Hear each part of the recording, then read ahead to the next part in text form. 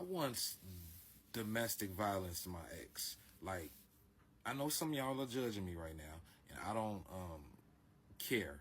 Listen, it's part of my journey. That's all it is. Look, I'm not the same person I was yesterday, and you can't talk shit to me about who I was years ago. I've already held myself accountable. But listen, I want to tell you about this. True story. In the middle, she said some crazy shit. You know, she talked crazy. Chick from Chicago. I'm from Chicago. You know what I mean?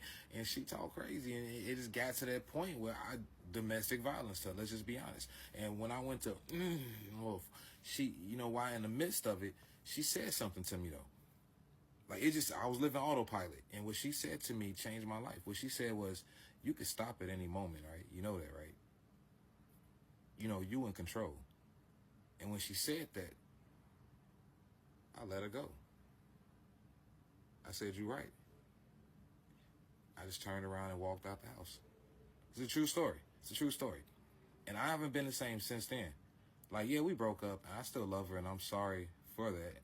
You know, I was wrong for that, regardless of how gangster she was. But listen, I can honestly say that she brought me to some type of spiritual enlightenment.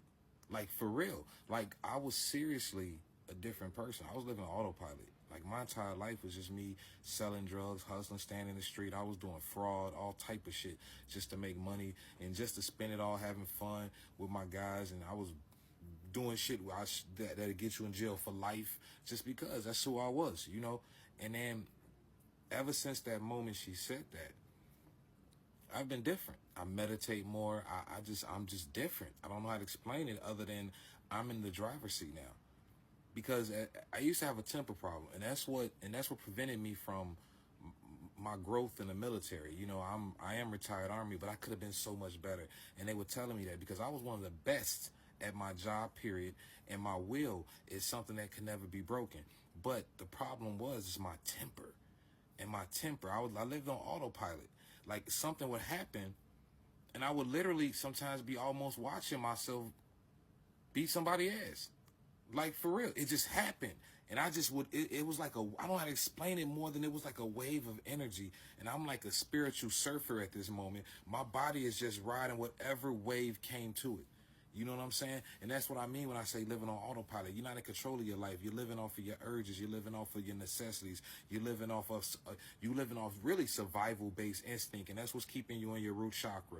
But that's a whole nother conversation. If you want a conversation about that, let me know in the comments. But listen, what I'm saying is, I was riding this wave. I would feel this rush of energy, and I had to release it, and I released it the way my body knew how then.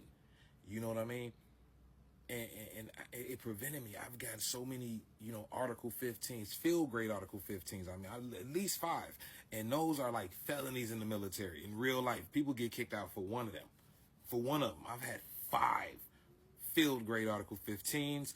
I've had 7 company grades and about maybe 3, you know, regular ass Article 15s. You know what I'm saying? But yeah, I've had quite a few, and all based on either, you know, just doing what I want, living off my instinct. And I tell you what, when that girl, I ain't gonna say her name, I'm just gonna call her Sweet as Water, cause that, you know, never mind. But when she told me, you know, you in control, right? You can stop at any moment. When she said it, and she said it just that calm in the middle of a fight, she said it just that calm. It changed my entire life, and I thank her for that. And I just want to tell you about that. That's it. And I want to salute black women, because I ain't gonna lie to you, everything I've learned about life in real life was from a black woman.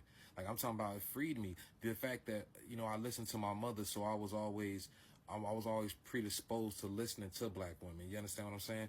I had a drill sergeant named Drill Sergeant Obey or something like that. Oh no, Drill Sergeant Obey. That was her, Drill Sergeant Obey, black woman. And she got me through basic training because my temper was crazy. And every time, you ever notice everybody in jail, I don't care what they say, especially the black dudes, they in jail for not listening to a black woman. Swear to God, that CEO, that white CEO that's in jail, he had a black secretary. It's like, I don't know if you should do that. And you know what? He did that, and now he in the feds. You know what I'm saying? Your girlfriend told your ass, baby, you don't need to go to the store right now. You got 2 more blunts right there. You like, nah, I need to go ahead and get another pack of woods. I'm finna grab a drink. You know, she's like, baby, you drank enough. Just stay in the house. You went out the house, and you ain't see nobody you know for like 18 months later. You understand what I'm saying? For no fucking reason, because your ass didn't listen to your black woman. And I'm serious as shit. You ain't listen to your woman.